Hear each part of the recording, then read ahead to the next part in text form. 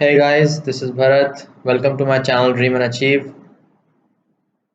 Here I'm going to start a wonderful lecture series on Indian polity for all the government exams, especially UPSC and PSC. So I hope that my lecture series will be very helpful for all the students who are preparing for the exams and also for the purpose of GK and current affairs. Please keep studying and enjoy the lectures. Hope they help you to achieve all your goals and succeed in life. Do not forget to please subscribe my channel and please like and share with as many people as possible. बहुत ही अच्छे तरीके जब भी पढ़ रहे हो तो revise करिएगा। अगर आपने मेरी इंडियन पॉलिटी की लेक्चर सीरीज देखी है पूरी तो आना मैंने उसमें बताया था कि fundamental rights is one of the most important chapters in the entire series. अगर आप किसी एग्जाम के लिए तैयारी कर रहे हैं तो अगर कोई एक चैप्टर मैं आपसे कहूँगा कि प्लीज जिससे क्वेश्चन हमेशा आता है that is fundamental rights and after that the most important chapter is DPSP that is directive principles of state policy जो हम आज पढ़ने जा रहे हैं।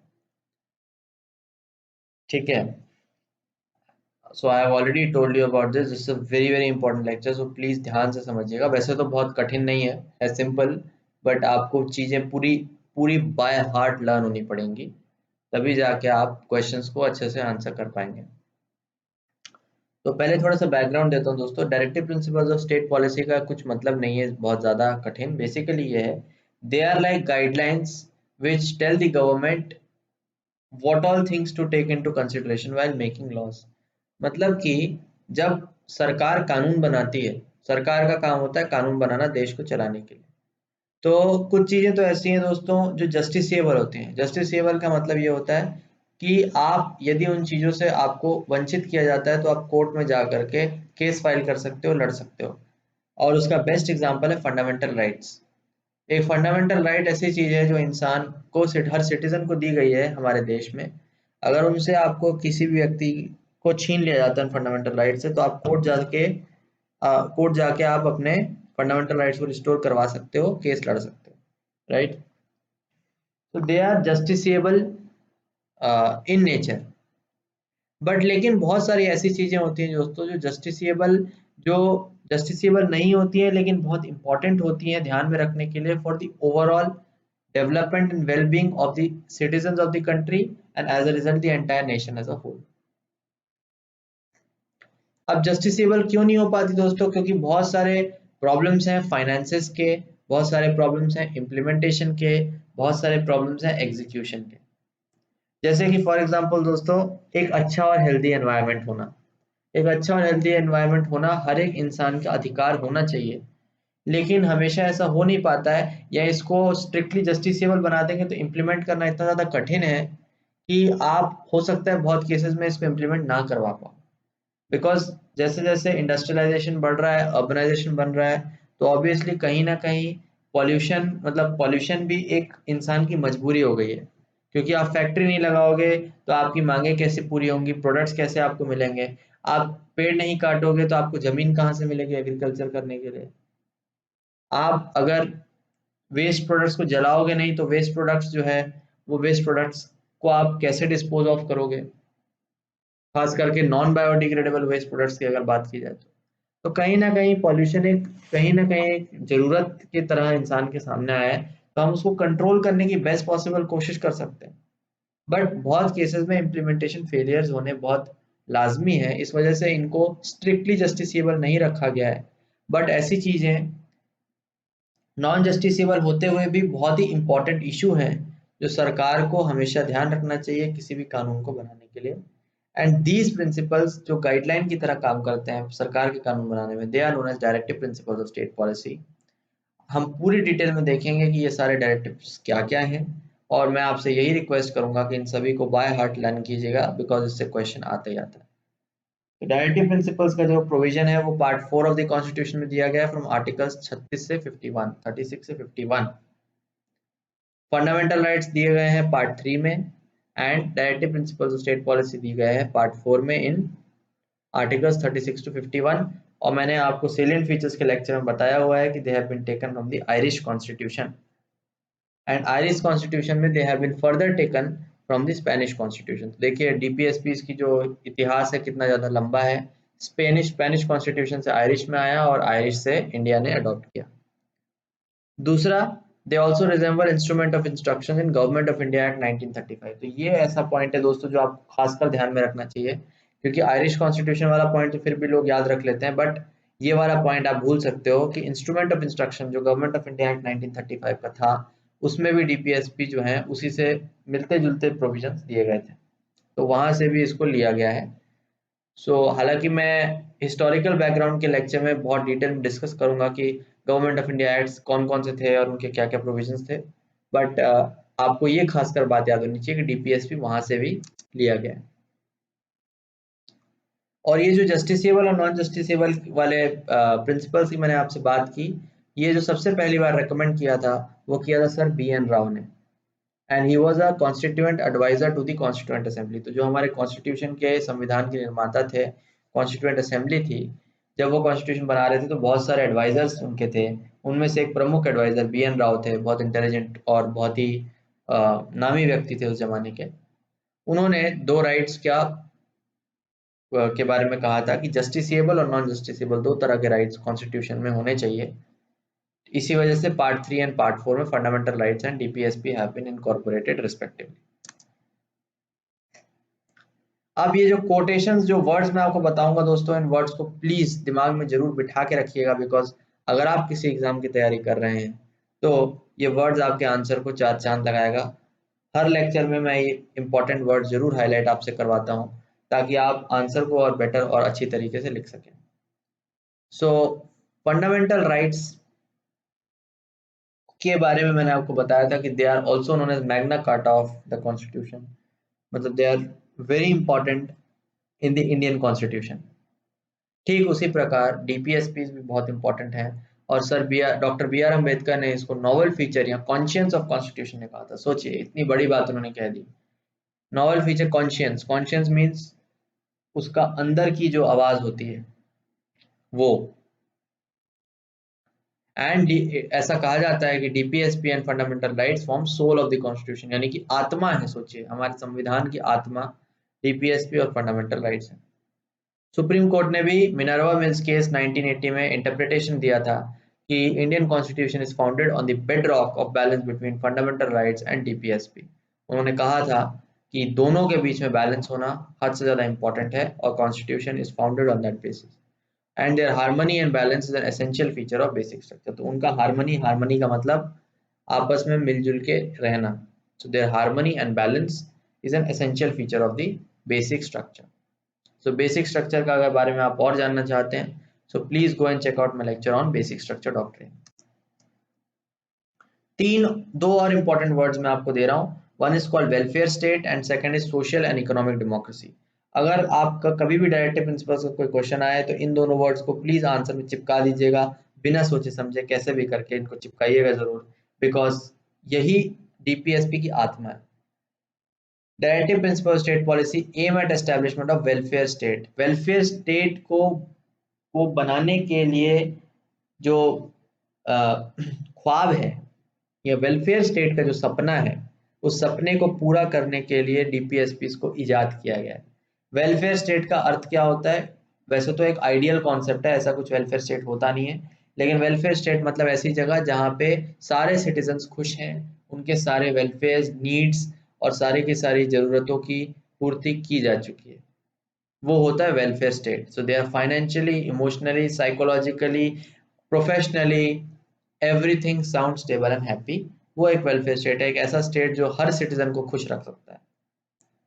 तो डीपीएसपी का जो मेन एम है, ख्वाब है, वो यही है, aim toward establish welfare state. But ऐसा ऑब्वियसली प्रैक्टिकल पर्पज में होता नहीं है, बट इंपॉर्टेंट वर्ड है, प्लीज इसको याद रखिएगा। Social and democratic economic democracy को मेंटेन करने के लिए, सोशल एंड इकोनॉमिक डेमोक्रेसी को एस्टैब्लिश करने के लिए डीपीएसपी को बनाया गया है, वेरस फंडामेंटल राइट्स को बनाया गया है पॉलिटिकल डेमोक्रेसी को एस्टैब्लिश करने के लिए। सो ये दो वर्ड्स भी बहुत इंपॉर्टेंट है, political democracy which is given by fundamental rights, and social and economic democracy which is the driving force for DPSP. तो आइए अब हम इन डायरेक्टिव प्रिंसिपल्स को एक एक करके डिटेल में डिस्कस करते हैं, ताकि आप बहुत अच्छे से चीज़ों को याद रख सकें। बट प्लीज़ मैं कहूँगा कि आप इनको याद जरूर रखिएगा। डिस्कस मैं आपसे कर देता हूँ, समझा मैं आपको देता हूँ, ये मेरा काम है। याद करने का काम दोस्तों आप ही का है। तो मैं मदद जरूर कर सकता हूँ आपको, अगर चाहेंगे तो निमोनिक्स का एक सेपरेट लेक्चर बना दूंगा ट्राई करके, बट याद आपको करना है। प्लीज़ इतना सा एफर्ट आप अपनी तरफ से जरूर कीजिए। आर्टिकल 36 से शुरू होता है दोस्तों। आर्टिकल 36 का बेसिकली कुछ नहीं है, it gives you the definition of state which is exactly similar to definition given in article 12। अगर आप जानना चाहते हैं कि वो आर्टिकल 12 क्या है और उसकी डेफिनेशन क्या है, तो प्लीज मेरे फंडामेंटल राइट्स का लेक्चर जाके देखें, वहां पे मैंने बहुत डिटेल में डिस्कस कर रखा है डेफिनेशन ऑफ स्टेट क्या है। सेम डेफिनेशन आर्टिकल 36 भी दोबारा से देता है विद रेफरेंस टू डीपीएसपी। अब article 37 is very important. Article 37 तो पहले यही कह देता है कि DPSP are fundamentally the governance of the country and it is moral obligation of the state to apply DPSP. तो दैट मींस ये कॉन्स्टिट्यूशनल कॉन्स्टिट्यूशन ने खुद ही, संविधान ने खुद ही कह दिया लिखित में कि भैया डीपीएसपी को, सरकार को नियम कानून बनाते टाइम उनके बारे में ध्यान रखना सरकार के लिए अनिवार्य है, मॉरल ऑब्लिगेशन है, नैतिक मूल्य की तरह।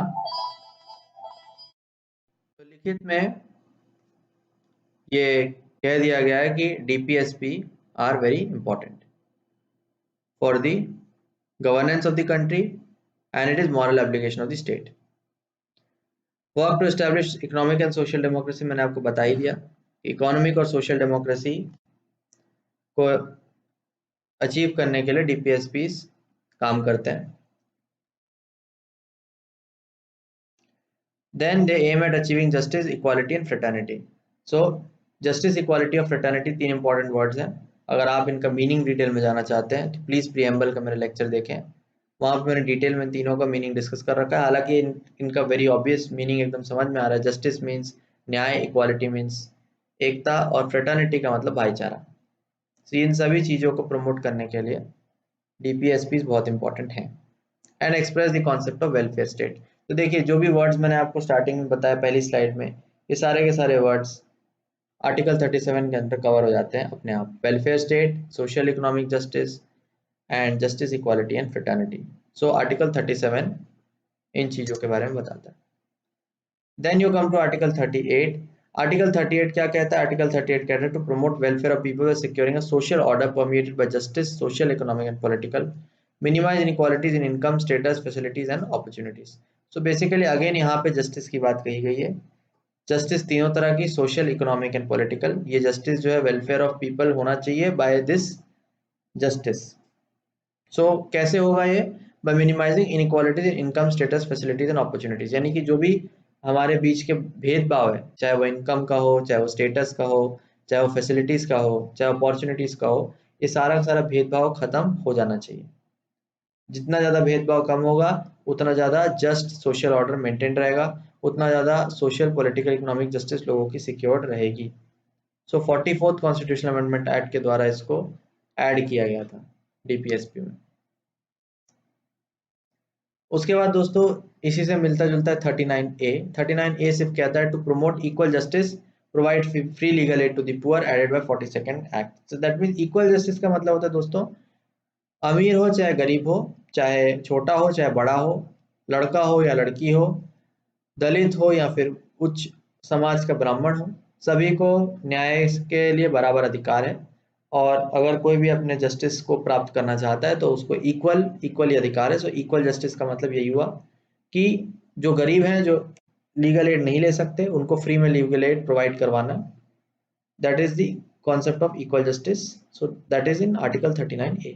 और इसी की वजह से आपको अगर पता होगा, नेशनल लीगल सर्विस अथॉरिटी भी सरकार ने कॉन्स्टिट्यूट कर रखा है to provide free legal aid to the poor and unrepresented sections of the society. अगर आप उसके बारे में और जानना चाहते हैं तो मेरा लेक्चर देखिए प्लीज सबऑर्डिनेट कोड्स का, जहाँ पे मैंने डिटेल में डिस्कस किया है उसके बारे में। बट यहाँ पे मैं आपसे पॉइंट आउट करना चाहूँगा कि ये फंडामेंटल राइट नहीं है, बिकॉज बहुत ज़्यादा गरीब हैं, बहुत ज़्यादा ऑप्रेस्ड लोग हैं।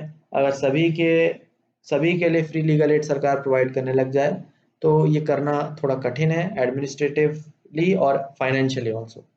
इसीलिए थोड़ा सा कठिन है, तो इसीलिए ये एक सपने की तरह है, डीपीएसपी में इसको इंक्लूड किया गया है, फंडामेंटल राइट्स में इंक्लूड नहीं किया गया।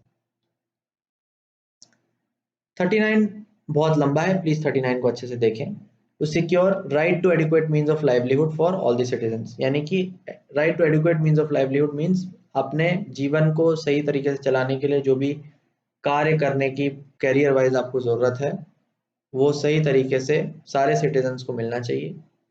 सबको अधिकार होना चाहिए अपने जीवन को सही तरीके से कमाने का, पैसा कमा के खाने का। Equitable distribution of material resources of community for common good, so जो रिसोर्सेज हैं वो इक्विटेबल तरीके से डिस्ट्रीब्यूट हों, ये भी डायरेक्टिव प्रिंसिपल्स हमारे कहते हैं कि ऐसा करना चाहिए, राइट। सो ये आपका सोशलिस्ट प्रिंसिपल के अंदर आता है, तो this is kind of like socialist ideology. तो आपको क्लियरली यहाँ से दिख रहा होगा कि आइडियोलॉजी सोशलिस्ट है, बिकॉज सोशलिस्ट आइडियोलॉजी क्या कहती है कि रिसोर्सेज और सभी चीज़ों को इक्विटेबल तरीके से डिस्ट्रीब्यूट करना चाहिए फॉर द कॉमन गुड। सो यही चीज़ हमारे डीपीएसपी भी कहता है। Prevention of concentration of wealth and means of production, लगभग सिमिलर है दोस्तों। एक जगह एक व्यक्ति के हाथ में ज़्यादा पैसा नहीं आना चाहिए, बराबर तरीके से डिस्ट्रीब्यूट होना चाहिए। मीन्स ऑफ प्रोडक्शन भी एक आदमी के हाथ में कॉन्सेंट्रेटेड ना हो, सभी के पास हो। Equal pay for equal work for both man and women, तो ये भी एक आप देखिए सोशलिस्ट की ही सोच है कि चाहे वो आदमी हो चाहे वो औरत हो, लेकिन अगर बराबर काम करेगा तो उसको बराबर पैसा मिलना चाहिए। ऊंच नीच, बड़ा छोटा, अमीर गरीब, औरत आदमी, इस सब चीज़ों के बीच में डिफरेंस नहीं होना चाहिए। So equal pay for equal work. Prevention of health and strength of workers and children against forcible abuse, ये तो इंपॉर्टेंट है कि जो भी बच्चे हैं या वर्कर्स हैं, मजदूर हैं, उनके हेल्थ और स्ट्रेंथ, उसमें अगर कोई फोर्सिबल उनको अब्यूज करवा रहा है, ओवर वर्क करवा रहा है, हजार्डस कंडीशन में वर्क करवा रहा है, तो ये सब चीज़ों का डेफिनेटली ध्यान में रखना चाहिए, बहुत इंपॉर्टेंट है उनके वेलफेयर के लिए। Opportunities for healthy development of children, obviously children जो है अगर सही तरीके से उनका दिमागी और शारीरिक विकास नहीं हो पाएगा तो देश हमारा आगे सही से चल नहीं पाएगा, तो उनके लिए अपॉर्चुनिटी प्रोवाइड करनी चाहिए for the healthy development. 42nd constitution amendment act 1976 के द्वारा इसको ऐड किया गया। नेक्स्ट हम आते हैं दोस्तों आर्टिकल 40 पे। आर्टिकल 40 कहता है organise village panchayat and endow them with necessary power and authority to enable them to function as unit of self governance. तो अब देखिए पंचायती राज का सिस्टम मैंने ऑलरेडी आपको लेक्चर बता रखा है, so if you I would highly recommend you to go and watch that lecture. So वहाँ पे आपको क्लियरली समझ में आएगा कि पंचायती राज क्या है और कैसे उसको फाइनली इंस्टीट्यूशनलाइज किया गया, उसका इतिहास क्या था और कैसे काम करता है। तो लेकिन आप डायरेक्टिव प्रिंसिपल से समझ सकते हैं कि ऑलरेडी हमारे कॉन्स्टिट्यूशन में डायरेक्टिव प्रिंसिपल लिखा गया है कि विलेज पंचायत को कॉन्स्टिट्यूट किया जाए और उनको पावर अथॉरिटी दी जाए to enable them to function as units of self governance, right. So organise तो की जा चुकी हैं बाय एन एक्ट, अब पावर्स और अथॉरिटी जो देनी है वो स्टेट गवर्नमेंट्स के ज़्यादातर ऊपर छोड़ दिया गया है। सो प्लीज़ उस लेक्चर में मैंने आपको पूरा डिटेल में बताया, so you go and watch that lecture. So आप कह सकते हैं कि one of the motivations for organising of village panchayat was DPSP. बाकी जो रिपोर्ट्स हैं कमिटीज की वो तो हैं ही, इसके अलावा DPSP was also a driving factor and it was a vision of Gandhi ji to bring democracy to the roots of the people, to grassroots level and for the democratic decentralization। ये सारी चीजें मैं आपको बता चुका हूँ, सो प्लीज रिवाइज जरूर कीजिएगा। नेक्स्ट हम आते हैं आर्टिकल 41 में। आर्टिकल 41 कहता है secure right to work, to education, to public assistance in case of unemployment, old age, sickness and disablement. तो देखिए अगर मान लीजिए कोई भी सिक है, बूढ़ा है, अनएम्प्लॉयड है, तो अगर ये सारी चीजें अगर परेशान कर रही हैं उसको, तो भी उसका अधिकार है काम करने का। अगर वो काम नहीं कर पा रहा है किसी वजह से, या फिर मतलब अगर नॉर्मल ट्रेडिशनल वे में वो बीमार है या अनएम्प्लॉयड है, तो वर्क उसको प्रोवाइड करना एक सरकार का कहीं ना कहीं जिम्मेदारी बनती है। कंपलसरी नहीं है, फंडामेंटल राइट नहीं है, लेकिन सरकार की जिम्मेदारी बनती है देश को आगे बढ़ाने के लिए। बार बार वर्ड यूज होगा दोस्तों वेलफेयर स्टेट, तो हमेशा जब भी आप सोचेंगे कि भाई ऐसा क्यों है, तो आपका आंसर ये मिलेगा कि वेलफेयर स्टेट अचीव करने के लिए जरूरत है इसकी। क्योंकि अगर आप राइट अनएम्प्लॉयड लोगों को, बूढ़े बुजुर्ग लोगों को काम करने का अपॉर्चुनिटीज देंगे, नए नए काम बनाएंगे, तो देश का उससे विकास होगा, देश आगे बढ़ेगा, तो वेलफेयर स्टेट की तरफ हम जाएंगे। आर्टिकल 42 कहता है make provisions for just and human condition of work and maternity relief. ये तो बहुत इंपॉर्टेंट है ही दोस्तों। जस्ट एंड ह्यूमन कंडीशन होनी चाहिए, मैटरनिटी रिलीफ होनी चाहिए। अब प्रेग्नेंट लेडी है या फिर बच्चा उसको डिलीवर करना है तो उसके लिए ऑब्वियसली लीव का प्रोविजन होना चाहिए। वो काम नहीं कर सकती है, उसको छुट्टी की जरूरत है, आराम की जरूरत है, तो मैटरनिटी रिलीफ उसको प्रोवाइड की जानी चाहिए। मजदूरों के लिए सही सा एनवायरनमेंट होना चाहिए। ऐसा नहीं होना चाहिए कि भैया मजदूर अपनी कमर तोड़ रहा है, अपना पूरा भाई एक्सप्लॉइट हो रहा है बहुत बुरी तरीके से, है ना, और उसको कोई भी अच्छी कंडीशन नहीं दी जा रही है। सो ये सब चीजें डेफिनेटली ध्यान में रखनी चाहिए। Article 43 secure a living wage, decent standard of life, social and cultural opportunities for all workers. तो जितने भी वर्कर हैं उनके लिए लिविंग वेज एटलीस्ट हो, उतना तो सरकार को ध्यान रखना ही चाहिए। डिसेंट स्टैंडर्ड ऑफ लाइफ हो, ऐसा नहीं होना चाहिए भैया स्लम्स में रह रहा है, पढ़ रहा है, सड़ रहा है भाई। सोशल कल्चरल अपॉर्चुनिटीज ये सब वर्कर्स को अवेलेबल होनी चाहिए। Promote cottage industries on an individual and corporation in rural areas. Cottage industries का जो सपना था दोस्तों महात्मा गांधी जी का था, again to make the people self make the people independent and govern themselves, administration to the grass roots level. इसलिए cottage industries को भी डीपीएसपी के अंडर डाला गया है। मिनिमम वेज क्या होता है दोस्तों? तीन टाइप की वेजेस होती हैं, ये भी मैं आपको बता देता हूँ। आप सोच रहे होंगे लिविंग वेज का क्या मतलब है, तो ये भी मैं आपको एक्सप्लेन कर देता हूँ। तीन टाइप की वेजेस होती है दोस्तों। एक होता है मिनिमम वेज। मिनिमम वेज का मतलब होता है कि इतना पैसा जो आपको बेयर नीड्स को फुलफिल करने के लिए रिक्वायर्ड है। रोटी कपड़ा और मकान जिसको हम बोलते हैं हिंदी में। रोटी कपड़ा और मकान को सिक्योर करने के लिए आपको जितना पैसा चाहिए वो आपकी मिनिमम वेज है। लेकिन लिविंग वेज जो होता है दोस्तों, उसमें मिनिमम वेज के साथ साथ रोटी कपड़ा मकान के साथ साथ एजुकेशन, हेल्थ और इंश्योरेंस, ये सब जो बेसिक नेसेसिटीज हैं, जो थोड़ी सी डिसेंट स्टैंडर्ड ऑफ लाइफ जीने के लिए रिक्वायर्ड है, वो भी ऐड हो जाती हैं। तो लिविंग वेज का मतलब आप लाइफ जी सकते हो अपने ढंग से, वो होता है लिविंग वेज। फेयर वेज होता है दोस्तों between minimum wage and living wage. अब फेयर का मतलब ना बहुत ज्यादा ना बहुत कम, so it is fair. Fair मतलब जस्ट, ना ऊपर ना नीचे, सो उतना आपको मिल रहा है, काम चल रहा है जिंदगी का, दैट इज फेयर वेज। तो ये तीन टर्मिनोलॉजी है, अगर कभी यूज हो तो आप प्लीज इनको ध्यान में जरूर रखिएगा। इसी का एक क्लॉज ए है दोस्तों 43 का, और वो कहता है take steps to secure participation of workers management of industries. तो वही है कि अगर इंडस्ट्रीज का जो मैनेजमेंट हो रहा है, वो मैनेजमेंट में खाली बड़े बड़े क्वालिफाइड और पढ़े लिखे लोगों के साथ साथ जो वर्कर्स हैं, वो भी वर्कर्स भी वहां पे मैनेजमेंट में सहभागी हों। क्योंकि वर्कर्स भी आखिरकार चाहे एक तो स्किल सीखेंगे, दूसरा उनको ग्राउंड लेवल पे बहुत सारी नॉलेज है, जानकारी है, जो उनके मैनेजमेंट में काम आ सकती है। तो 42nd कॉन्स्टिट्यूशन अमेंडमेंट एक्ट के द्वारा इसको भी डाला गया। तो इसीलिए वर्कर्स को भी पार्टिसिपेट करवाया जाए मैनेजमेंट ऑफ इंडस्ट्रीज में साथ साथ। इसी का एक सब क्लॉज बी भी है 43B, which says promote voluntary formation, autonomous functioning and democratic control and professional management of cooperative societies। तो cooperative societies का प्रोविजन भी डीपीएसपी में ही कहा गया था कि आपको cooperative societies के लिए प्रमोट को बनाने में प्रमोट करना है, और उनके मैनेजमेंट, कंट्रोल, ये सारी चीजों का ध्यान जरूर रखना है। सो फाइनली 97 कॉन्स्टिट्यूशन एक्ट के द्वारा इसको ऐड भी कर दिया गया। तो कोऑपरेटिव सोसाइटीज आज फंक्शनल हैं, एंड आप कह सकते हैं कि उसका भी one of the major sources was DPSP, directive principle of state policy. Article 44 कहता है दोस्तों secure all citizen uniform civil code throughout the country. तो ये बहुत ज्यादा डिबेट का दोस्तों टॉपिक अभी करंट अफेयर्स न्यूज में बना हुआ था। सो इफ यू वांट आप प्लीज इसके बारे में, यूनिफॉर्म सिविल कोड के बारे में और डिटेल में पढ़ें। तो कहा गया ऐसा डीपीएसपी में कि यूनिफॉर्म सिविल कोड हर देश के नागरिक के लिए बनाया जाए। सरकार बहुत समय से विचार भी कर रही थी कि ऐसा बनाया बनाया जाए, क्या क्या प्रॉब्लम है क्या नहीं है, अभी भी प्रोसेस में चल रहा है। अगर इम्प्लीमेंट हो जाएगा तो अगेन इसके लिए भी आप शुक्रिया जो है डीपीएसपी को ही कहेंगे कि डीपीएसपी की वजह से ही यूनिफॉर्म सिविल कोड इम्प्लीमेंट होगा।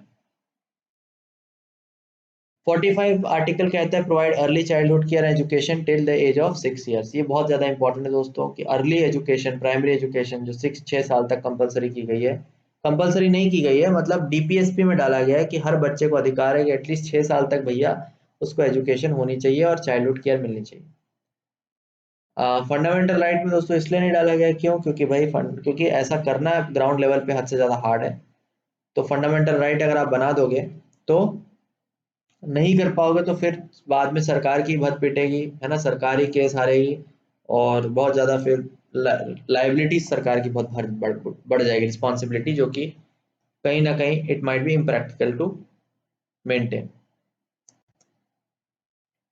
तो this is was also under DPSP. लेकिन राइट टू एजुकेशन डेफिनेटली सरकार ने बनाया है, जहाँ पे प्लीज कमेंट सेक्शन में मुझे लिख के बताएं कि कितने साल तक के एजुकेशन को कंपलसरी किया गया है। सो उसमें सरकार ने अच्छा खासा प्रयास किया है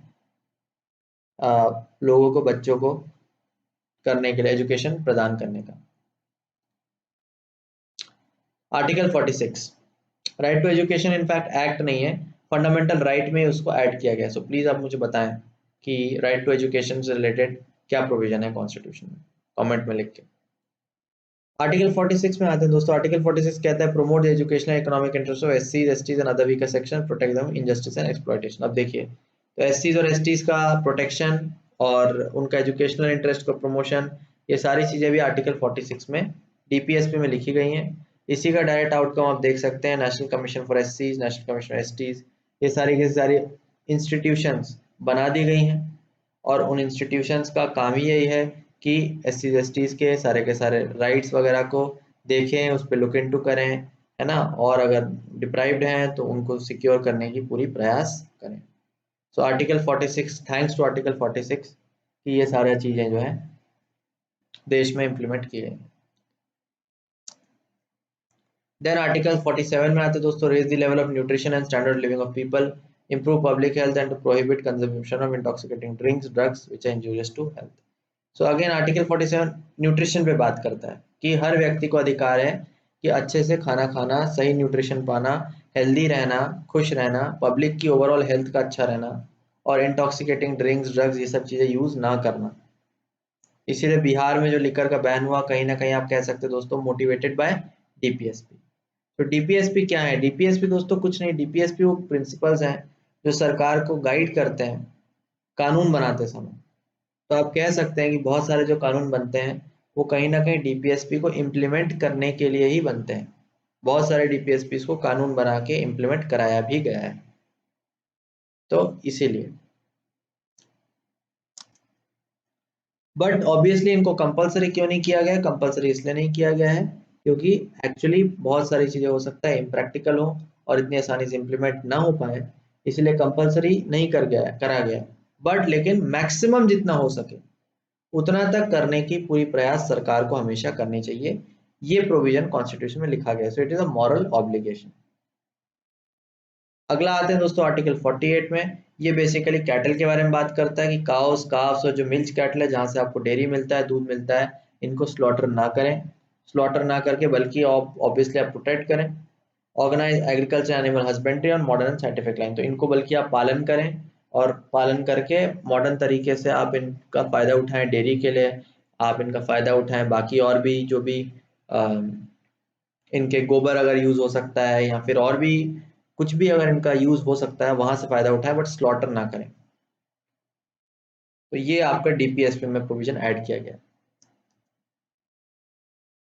तो आप कह सकते हैं जो बैन किया गया यूपी में अभी काऊ के स्लॉटर हाउसेस को, तो कहीं ना कहीं आप कह सकते हैं कि ये भी it is motivated by DPSP. इसलिए बहुत लोग उसका विरोध कर रहे थे कि नहीं भाई ऐसा नहीं होना चाहिए, ऐसा है वैसा है। बट कॉन्स्टिट्यूशनली अगर आप देखें तो हमारे डीपीएसपी में ही काउज वगैरह के प्रोटेक्शन का क्लॉज जो है, मतलब आर्टिकल 48 में दिया गया।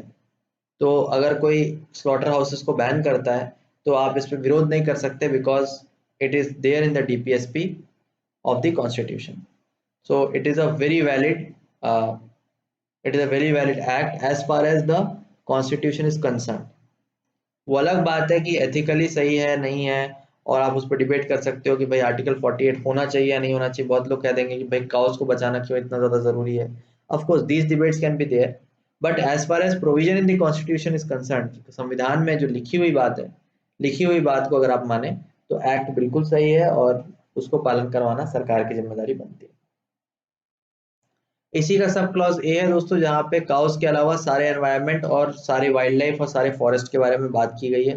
42nd कॉन्स्टिट्यूशन अमेंडमेंट एक्ट के थ्रू इसको डाला गया और उसमें कहा गया है कि खाली काउस ही नहीं बल्कि सारे फॉरेस्ट, वाइल्ड लाइफ, क्रीचर्स, इन सभी का आपको ध्यान रखना चाहिए, सभी के प्रोटेक्ट करने की कोशिश करनी चाहिए और उनकी क्वालिटी को इम्प्रूव करना चाहिए। डेफिनेटली दोस्तों बहुत इंपॉर्टेंट है for establishment of welfare state.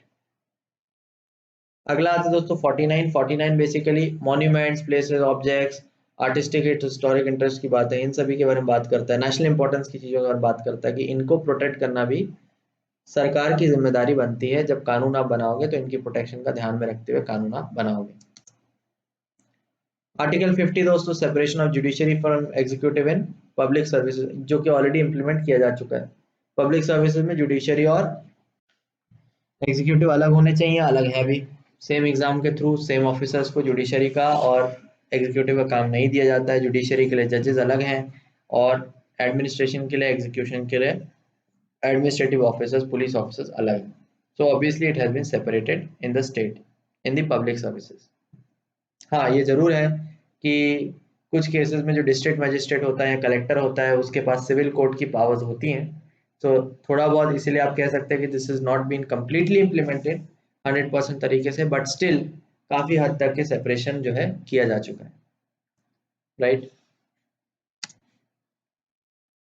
Next आते हैं दोस्तों आर्टिकल 51 पे। 51 कहता है to promote international peace and security, maintain just and honourable relation between nations, foster respect for international law and treaty, encourage settlement of international disputes by arbitration. तो article 51 बहुत ज़्यादा important है। इसको आप फॉरेन पॉलिसी और international relations के लिहाज से बिल्कुल याद रखिएगा, क्योंकि ये इंटरनेशनल पीस और प्रोस्पेरिटी की बात करता है। ऑब्वियसली हर सरकार की जिम्मेदारी बनती है कि जब भी वो कानून बनाए तो ऐसा बनाए जिससे पूरी दुनिया में शांति, सुख, अच्छे रिलेशंस बन सकें और कोई डिस्प्यूट है तो वो शांतिपूर्वक तरीके से सॉल्व हो सके। ये हर सरकार की जिम्मेदारी होती है। और ऑब्वियसली इंटरनेशनल लॉ के प्रति आदर सम्मान का भावना रखना, ये सब सरकार की जिम्मेदारी होती है। तो हर कानून में ये चीज़ रिफ्लेक्ट होनी चाहिए। तो ये भी अपना एक डीपीएसपी है, this is the last DPSP, so it is very very important. तो मैंने आपसे दोस्तों सारे के सारे डीपीएसपी डिस्कस कर लिए, बट मैं आपसे रिक्वेस्ट ये करता हूँ दोस्तों कि प्लीज़ रिवाइज और री रिवाइज जरूर करें ताकि आपको चीज़ें याद हो जाएं। और मैं आपको ये ज़रूर कहना चाहूँगा कि ये सभी डीपीएसपीज में से बहुत सारे ऐसे हैं जिनको कई सारे एक्ट, लॉज और कानून बना बना के समय समय पे इम्प्लीमेंट किया जा रहा है, किया और किया जा चुका है। हाँ, 100% हो सकता है सारे के सारे इम्प्लीमेंट ना हो पाए हों, they might be loop holes, हो सकता है कि कुछ चीज़ें छूट गई हों, लेकिन सरकार कोशिश करती है और काफ़ी सारे प्रोविजन ऐसे हैं जो सरकार ने इम्प्लीमेंट कराए भी हैं। ठीक है, तो आप इस चीज का जरूर ध्यान में रखिएगा। तो ऐसा कभी मत गलती से सोच लीजिएगा कि डीपीएसपी है मतलब कि भैया ये तो एक्चुअली में नहीं होता है, या इस चीज को ऑप्शनल है तो भाई छोड़ दें, या सरकार ध्यान ही नहीं देती, हल्के में लेती। नहीं दोस्तों, बहुत सीरियसली लिया जाता है। और बहुत सारे एक्ट्स ऐसे हैं जो बनाए गए हैं इनके प्रोविजंस को इम्प्लीमेंट करते हुए। बल्कि कमेंट सेक्शन में आप मुझे लिख के बता सकते हैं कि कौन कौन से ऐसे एक्ट हैं जो डीपीएसपी मोटिवेटेड है। कुछ मैंने आपको अभी during the course of lecture मैंने बता दिए, राइट। इसके अलावा दोस्तों कुछ और डायरेक्टिव्स की मैं आपसे बात कर लेता हूँ जो डीपीएसपी के अंडर नहीं आते हैं, that is part 4 of the constitution में तो नहीं आते हैं, लेकिन फिर भी डायरेक्टिव्स हैं जो कि कॉन्स्टिट्यूशनल राइट की तरह है, या आप कह सकते हो निर्देश देते हैं सरकार को ध्यान में रखने के लिए चीजों को। So one is article 335 in part 14, जो एससीज और एसटी के क्लेम्स के बारे में बताता है टू सर्विसेज, यानी कि एससीज और एसटी के जो सर्विसेज हैं, पब्लिक सर्विसेज में जो क्लेम्स हैं उनके बारे में आर्टिकल 335 निर्देश देता है सरकार को कि भैया इनके क्लेम्स के बारे में आपको ध्यान रखना है। Then there is article 330A particle in part 17 which is instruction mother tongue, मतलब कि किसी भी व्यक्ति को अधिकार है अपनी मदर टंग में इंस्ट्रक्शन देने का या लेने का, एजुकेशन वगैरह से। तो इससे रिलेटेड डायरेक्टिव्स आर्टिकल 330A में दिए गए। Then article 351 in part again 17 which tells about the development of Hindi language. So Hindi language के डेवलपमेंट से रिलेटेड जो भी डायरेक्टिव्स हैं वो उस पार्ट में डिस्कस किए गए। ये बहुत इंपॉर्टेंट नहीं है दोस्तों, बिल्कुल भी आप ओमिट कर देंगे तो चलेगा। मुझे तो लगता है डेफिनेटली आप ओमिट कर सकते हैं, बट आई थिंक मेरे को लगा कि आपको बता देना चाहिए for the sake of information, तो मैंने आपको बता दिया, राइट। तो ये डीपीएसपी के अंडर नहीं आते हैं, बट ये भी एक डायरेक्टिव्स हैं, तो इनको आप ध्यान में रख सकते हैं, राइट। सो लगभग सारी के सारी चीज़ें मैंने आपसे डिस्कस कर ली। सो जाते जाते आपसे कहना चाहूँगा कि welfare state, social economic democracy, these are the important words, इसको प्लीज़ याद रखिएगा। और डायरेक्टिव प्रिंसिपल्स को सबको याद रखिएगा बाय हार्ट, ताकि क्वेश्चन आए तो आप इस कभी भी आंसर कर सकते हैं। एक और चीज़ दोस्तों जो बहुत इंपॉर्टेंट छूट गई है, जो आपको मुझे ऐसा लगता है पता करनी चाहिए, वो है कि डायरेक्टिव प्रिंसिपल्स को दोस्तों 3 भागों में बांटा गया है। बांटा गया है ऑन द बेसिस ऑफ कि वो किस आइडियोलॉजी को रिप्रेजेंट करते हैं। या तो वो लिबरल इंटेलेक्चुअल आइडियोलॉजी को रिप्रेजेंट कर सकते हैं, या तो वो गांधीयन आइडियोलॉजी को रिप्रेजेंट करते हैं, और या तो सोशलिस्ट आइडियोलॉजी को रिप्रेजेंट करते हैं। कुछ ही समय पहले दोस्तों जब मैं लेक्चर आपको डिस्कस कर रहा था, मैंने आपको पॉइंट आउट भी किया था कि कौन से प्रोविजन सोशलिस्ट की तरह दिखाई देते हैं, जैसे आर्टिकल 39A के प्रोविजन। सो आपको उसमें सोशलिस्ट कैरेक्टर दिख रहा है। सोशलिस्ट फिलोसफी के बारे में अगर आप और जानना चाहते हैं तो मेरी हिस्ट्री में सोशलिज्म का लेक्चर देखें, वहाँ मैंने बहुत डिटेल में डिस्कस कर रखा है। बट सोशलिज्म बेसिकली कहता है equitable distribution of means of production and wealth, कि भाई वेल्थ कभी भी एक जगह पे एक व्यक्ति के पास कॉन्सेंट्रेटेड ना हो, सही से इक्वल डिस्ट्रीब्यूट हो। तो हमारे बहुत सारे डायरेक्टिव प्रिंसिपल्स भी सोशलिस्ट आइडियोलॉजी को प्रमोट करते हैं। उनकी जो लिस्ट है मैंने यहाँ पे देख रखी है, प्लीज उनको दोबारा से जाके जरूर देखें। 38, 39A, 41, 42, 43, 43A एंड 47। सो ये जो है आपके सोशलिस्ट प्रिंसिपल है, सोशलिस्ट आइडियोलॉजी को प्रमोट करते हैं। हालांकि अगर आपको डायरेक्टिव प्रिंसिपल याद है तो आप अपने आप, और आपको आइडियोलॉजी पता है तो आप अपने आप गेस कर सकते हैं कि किस आइडियोलॉजी को रिप्रेजेंट कर रहा है। बहुत इजी है, बिल्कुल भी हार्ड नहीं है। बट फिर भी मेरे को लगा कि आपको जरूर बताना चाहिए ताकि आप इस चीज़ को मिस आउट ना करें। और अगर आपको कोई डाउट है तो आप एक बार जरूर चेक कर लें और कंफर्म कर लें कि आप सही से इसको अंडरस्टैंड कर पा रहे हैं। गांधी जी की आइडियोलॉजी को जो रिप्रेजेंट करते हैं दे आर गांधीयन डीपीएसपी, जैसे कि विलेज पंचायत की बात हुई आर्टिकल 40 में, या फिर कॉटेज इंडस्ट्री की बात हुई आर्टिकल 43 में। ये सारी चीजें गांधी जी की आइडियोलॉजी को रिप्रेजेंट करती हैं। So these are also Gandhian DPSP. And liberal intellectual ideology को रिप्रेजेंट करती हैं, they are the liberal intellectual principles, article 44, 45, 48, 48A, 49, 50, 51 and so on. Please इन तीन कैटेगरीज को भी जरूर याद रखिएगा। सो आई होप कि आपको लेक्चर पसंद आया होगा, एंड आई होप कि आप सारे के सारे डीपीएसपी को जरूर याद रखेंगे। और अगर आप किसी एग्जाम की तैयारी कर रहे हैं तो ऑल द वेरी बेस्ट। मिलते हैं नेक्स्ट लेक्चर में। और जाते जाते आपसे रिक्वेस्ट करना चाहूँगा, अगर आपने चैनल अब तक सब्सक्राइब नहीं किया है तो प्लीज़ करें, सपोर्ट करें ताकि मैं अच्छे अच्छे लेक्चर आपके पास लाता हूँ। Goodbye and have a good week.